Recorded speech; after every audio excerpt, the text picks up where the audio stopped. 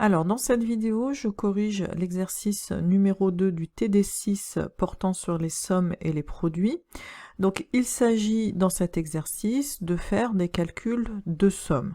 Alors, de quoi dispose-t-on pour faire ces calculs de somme? Alors, nous disposons déjà la technique de télescopage vue dans le cours et détaillée dans l'exercice précédent que je vous invite à voir si vous ne l'avez pas encore fait, donc l'exercice 1 du TD numéro 6. Donc la technique de télescopage, pour cela, il faut reconnaître une somme de type somme de AK plus 1 moins AK ou AK moins AK plus 1. Donc, on a vu dans l'exercice précédent que si on a une somme télescopique, nous sommes parfaitement capables de la calculer. La majorité des termes vont s'annuler et certains vont rester. Alors, nous sommes aussi capables de calculer la somme de termes d'une suite arithmétique. Alors, pour ce faire, nous disposons donc d'une formule, la formule qui s'affiche à l'écran actuellement. Et alors, cette formule, je vous invite à ne pas la prendre telle qu'elle, mais à comprendre le sens. Vous voyez, là, si vous apprenez avec des lettres, aussitôt que je vais changer les lettres, ça risque de vous déstabiliser. Donc le mieux, c'est de se dire, bon, bah, je prends ici le nombre de termes de la somme. Donc le nombre de termes contenu dans la somme. Donc je vous rappelle, pour déterminer le nombre de termes qui sont contenus dans une somme, il faut faire l'indice supérieur moins l'indice inférieur plus 1. Donc ici, ça nous donne bien n moins p plus 1. Donc ici, c'est le premier terme de la somme.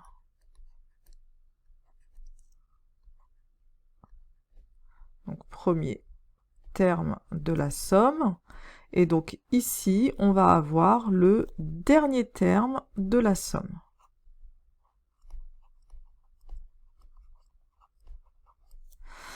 Donc finalement, ce que je retiens comme formule, c'est que je vais multiplier le nombre de termes de ma somme par le premier terme plus le dernier terme que je divise par 2. Alors, nous sommes aussi capables de calculer la somme d'une suite de termes géométriques, donc par la formule qui s'affiche à l'écran. Et donc, à nouveau, je vous invite à non pas retenir la formule avec les valeurs, mais en retenant le sens. Donc, bon, le cas Q égale 1, c'est un cas que vous n'êtes pas obligé de retenir puisqu'il s'agit alors d'une suite à terme constant valant 1. Et donc, ce qu'il faut retenir, c'est que ici, vous avez le premier terme de votre somme. À ne pas oublier, parce qu'on a souvent tendance à l'oublier, ce premier terme, et ça peut effectivement donc changer la valeur de la somme, hein, donc très important. 1 moins la raison, puissance, ici vous reconnaissez le nombre de termes. Donc le tout divisé par 1 moins q. Donc vous avez le cas particulier, la somme des q puissance k. Donc vous voyez ici, j'ai pris ma somme qui démarre à 0 et qui s'arrête à n. Donc mon premier terme va valoir q puissance 0, à savoir 1.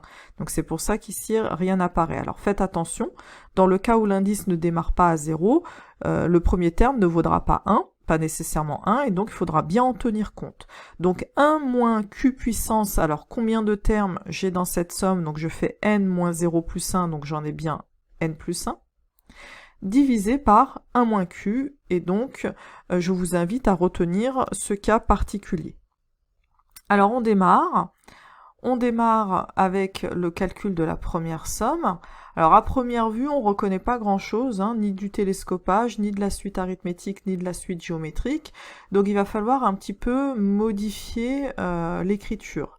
Alors puisque c'est du log, c'est tout à fait propice au changement d'écriture puisque nous disposons de plusieurs propriétés sur le log. Donc la première chose qu'on va faire, ça va être peut-être de mettre au même dénominateur pour se retrouver avec un quotient.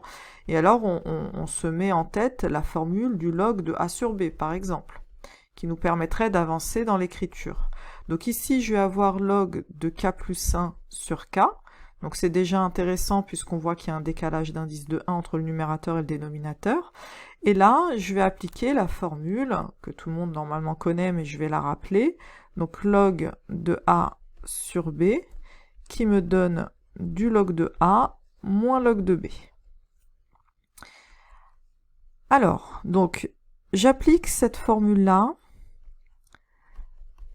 et donc je me retrouve avec du log de K plus 1 moins log de K.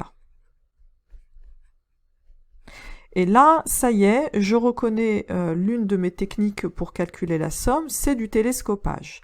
Alors, je vous invite encore une fois à regarder l'exercice 1 si vous ne l'avez pas fait, pour savoir quels sont les termes qui vont rester, les termes qui vont s'annuler. Et donc moi, je vais utiliser la petite astuce que j'avais donnée, et je vais déterminer la valeur restante en me disant que hop, l'indice de départ va rester avec la plus petite valeur, et l'indice d'arrivée, donc le plus grand indice, va rester avec le K plus 1 qui est donc une valeur plus grande que K.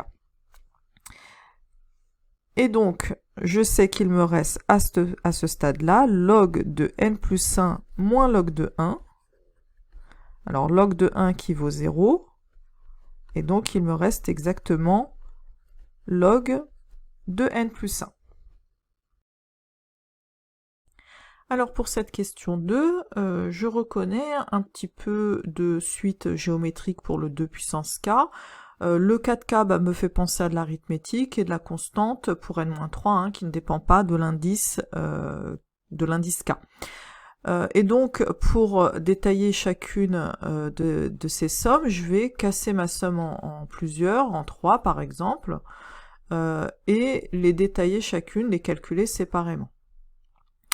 Donc là, je vais mettre le 4 en facteur, je le sors de la somme, ce que j'ai le droit de faire puisque 4 ne dépend pas de l'indice k.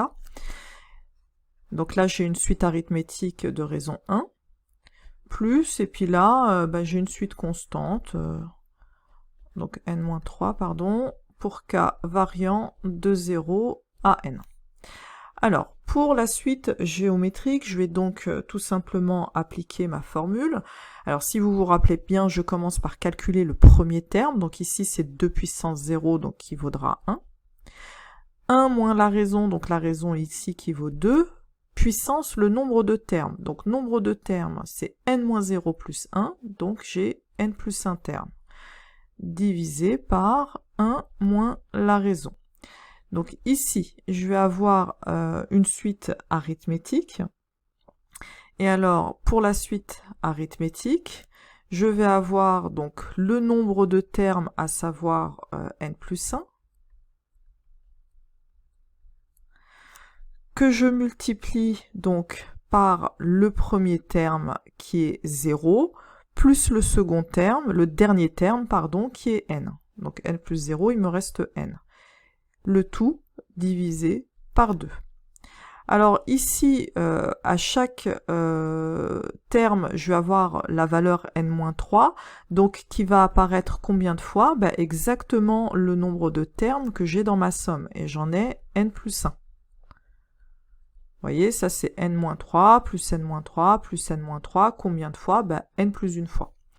Et donc, c'est terminé, maintenant il me reste plus qu'à arranger mon écriture. Donc ici au dénominateur, j'ai du moins 1, donc je vais multiplier par moins 1, ce qui me donne du 2 puissance n plus 1 moins 1. Ici, je vais pouvoir simplifier par 2, donc je vais avoir 2n facteur de n plus 1. Et donc ici, je pourrais, par exemple, pour l'instant laisser, puisque je vois que j'ai du n plus 1 en commun, donc je pourrais peut-être factoriser, ça sera plus simple. Donc là, je me retrouve toujours avec 2n plus 1 moins 1, donc là on est juste dans l'arrangement d'écriture, le calcul a été fait. Donc je pourrais mettre en facteur mon n plus 1, et il me resterait donc du 2n ici dans mon premier terme, et n-3 dans mon second terme, soit après calcul, donc 3n moins 3, et donc on peut s'arrêter ici pour le calcul. Question numéro 3, donc nous avons cette somme-là à calculer, et là on reconnaît à peu près la somme d'une suite, des termes d'une suite géométrique.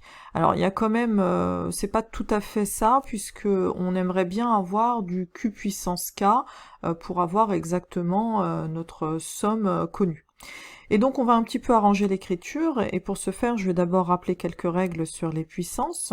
Donc je rappelle que si j'ai par exemple la valeur a puissance n plus m, je peux parfaitement séparer mes puissances en écrivant a puissance n fois a puissance m. Et je rappelle aussi que l'écriture a puissance moins m signifie 1 sur a puissance m. Alors, ceci étant fait, je vais maintenant appliquer ces règles-là pour mon cas particulier à moi, et je vais essayer de sortir tout ce qui ne dépend pas de k. Donc vous voyez, là j'ai du 3 puissance n, ou du n là, qui ne dépend pas de k, dont j'aimerais bien me débarrasser, en tout cas le passer devant la somme. Donc j'applique tout simplement mes règles, et donc là je sais que je vais avoir du 3 puissance n fois 3 puissance moins k, c'est-à-dire 1 sur 3 puissance k. Et donc vous voyez, ce facteur-là, je vais pouvoir le sortir puisqu'il ne dépend pas de k. Donc je vais le mettre devant ma somme, et là je vais pouvoir regrouper mes puissances. Donc je vais avoir du 2 tiers puissance k. Et là, bingo, on reconnaît parfaitement la somme de termes d'une suite géométrique de raisons 2 tiers. Et donc, je n'ai plus qu'à appliquer ma formule pour pouvoir obtenir le résultat. Donc, la formule, c'est le premier terme de ma somme, c'est-à-dire 2 tiers puissance 0. Donc, ça vaut 1. Multiplié par 1 moins la raison, donc la raison étant 2 tiers, puissance nombre de termes, donc n plus 1, je vous rappelle, indice supérieur moins indice inférieur plus 1, le tout divisé par 1 moins 2 tiers. Donc on va simplement maintenant arranger l'écriture puisque le calcul a été fait. Donc ici au dénominateur j'ai du 1 moins 2 tiers, soit 1 tiers, donc ça revient finalement à multiplier par 3 puisque je divise par 1 tiers. Donc facteur 2, 1 moins 2 tiers à la puissance n plus 1. Alors, si je le souhaite, je peux m'arrêter là, ou éventuellement arranger un petit peu encore. On pourrait, par exemple, alors regrouper nos puissances de 3. Donc ça me fait du 3 puissance n plus 1, facteur de 1, moins. Donc ici, je vais juste séparer mes puissances, pour voir qu'on a la possibilité, en fait, de simplifier par 3 puissance n plus 1. Donc là, si je distribue, je vais me retrouver avec du 3 puissance n plus 1, moins, là, les 3 puissance n plus 1 vont se simplifier, et il va me rester uniquement du 2 puissance n plus 1. Pour la question 4, nous reconnaissons immédiatement une suite arithmétique, donc à l'intérieur de la somme. On va simplement se débarrasser du 1/6 pour simplifier les calculs. Et voyez, là, je me retrouve bien avec une somme arithmétique. Donc j'applique directement ma formule, à savoir, donc le 1/6 qui reste là, ici le nombre de termes, donc je rappelle 31 moins 8 plus 1, qui nous fait donc 24, que je multiplie par le premier terme de ma somme. Donc le premier terme de ma somme, c'est quand k vaut 8, et donc le terme vaudra 8 moins 5, c'est-à-dire 3. Plus le dernier terme de ma somme, qui sera donc 31 moins 5, c'est-à-dire 26, le tout divisé par 2. Donc vous voyez, au dénominateur, j'ai 2 fois 6, 12, que je peux simplifier avec le 24. Donc 24 divisé par 12, il me reste 2. Facteur donc de 3 plus 26, c'est-à-dire 29. Et donc, le résultat vaut 58. Alors, pour la question 5, donc je dois calculer la somme de k allant de 1 à n de k sur k plus 1 factoriel. Et puis là, si je la regarde droit dans les yeux, ben, je vois rien. Il n'y a pas de télescopage, il n'y a pas de suite arithmétique, il n'y a pas de suite géométrique. Donc il faut se creuser un petit peu la tête et se dire, bah, il y a quand même bien une des techniques qui va fonctionner. Comment faire? Alors, là, il faut chercher un petit peu, évidemment. Donc, je donne une première indication, faire un jeu d'écriture, Et là, je vous invite à faire pause et à chercher. Donc, si vous n'avez toujours pas trouvé à ce stade-là, je donne une deuxième indication. Je vous propose le jeu d'écriture. Donc, le jeu d'écriture que je vais vous proposer, c'est d'écrire K sous la forme K plus 1 moins 1. À nouveau, je vous invite à faire pause si vous n'avez toujours pas trouvé et à essayer ce jeu d'écriture-là. Alors ensuite, donc nous, on y va pour l'application de cette indication-là. Donc je me retrouve avec somme de k allant de 1 à n. Ici, donc j'applique le jeu d'écriture que je viens de proposer. Et je vais aller casser en deux ma fraction à cet endroit-là. Donc je me retrouve avec k plus 1 sur k plus 1 factoriel. Donc là, je vais juste détailler le dénominateur, puisque vous allez voir évidemment qu'on peut faire une simplification. Alors, le k plus 1 factoriel, j'avais déjà expliqué le principe, mais k plus 1 factoriel, qu'est-ce que ça veut dire?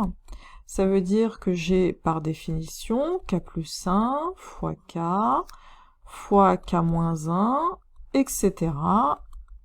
jusqu'à la valeur 1. Et donc, je peux reconnaître ici la valeur k factoriel, et donc ça me permet de décomposer le k plus 1 factoriel en k plus 1 facteur de k factoriel. Donc cette écriture-là va me permettre de simplifier ma fraction à cet endroit-là. Donc c'est ce que je vais faire. Et donc là, effectivement, on reconnaît enfin l'une de nos techniques, le télescopage, bien entendu. Donc, je vais appliquer la petite astuce parce que c'est vraiment le plus rapide. Et donc, je me dis que l'indice de départ va rester avec le plus petit des deux termes ici, donc le 1 sur k factoriel, et le plus grand indice va rester avec donc le plus grand terme, 1 sur k plus 1 factoriel. Donc au final de cette somme-là, qu'est-ce qu'il me reste? Il me reste 1 sur 1 factoriel, donc 1, moins 1 sur n plus 1 factoriel. Pour cet exercice 6, à nouveau, on se trouve un petit peu dépourvu puisque rien ne semble fonctionner, on ne reconnaît rien, pas de somme télescopique, pas de suite arithmétique et pas de suite géométrique non plus. Donc je vous propose d'effectuer à nouveau un changement d'écriture pour retomber sur une technique connue. Et là, faites pause pour y réfléchir. Donc si vous n'avez toujours pas trouvé, je vous redonne le changement d'écriture qui est en réalité le même que précédemment. C'est-à-dire que le k, on va l'écrire en k plus 1 moins 1. Donc à nouveau, faites pause et cherchez la solution. Bien, donc nous allons appliquer cette indication-là. Donc je vais écrire k allant de 0 à n. Ici, je vais changer le k en k plus 1 moins 1, multiplié par k factoriel. Et l'idée, ça va être de faire un découpage à cet endroit-là. Donc, je vais distribuer le k factoriel au terme k plus 1, puis au terme 1. Donc, je me retrouve avec du k plus 1 facteur de k factoriel, moins 1 fois k factoriel, donc k factoriel. Ici, bien entendu, je reconnais tout de suite le k plus 1 factoriel. Et là, apparaît, comme par magie, plus ou moins, du k plus 1 factoriel. Moins k factoriel. J'applique l'astuce pour calculer cette somme. Plus petit indice avec plus petit terme, donc il va me rester ici du moins 0 factoriel. L'indice d'arrivée avec le plus grand terme, donc il va me rester exactement du n plus 1 factoriel, moins 0 factoriel, à savoir du n plus 1 factoriel moins 1. Ce qui conclut donc la correction de cet exercice-là.